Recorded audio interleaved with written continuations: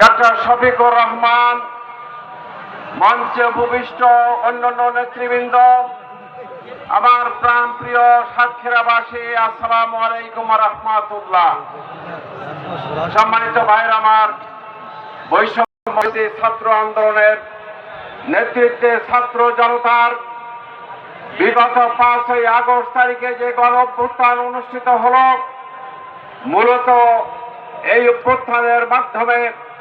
এদেশের একটি বৈষম্যহীন সমাজ, এদেশের একটি ন্যায় ইনসাফপূর্ণ সমাজ কায়েমের জন্য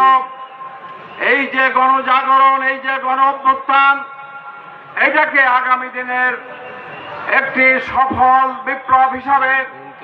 যদি আমরা কায়েম করতে চাই, তাহলে বাংলাদেশের পার্লামেন্টে একদল সৎ, যোগ্য, চরিত্রবান, আমানতদার নেতৃত্ব কায়েমের কোনো বিকল্প নেই। প্রিয় ভাইরা আমার, সম্মানিত ভাইরা আমার,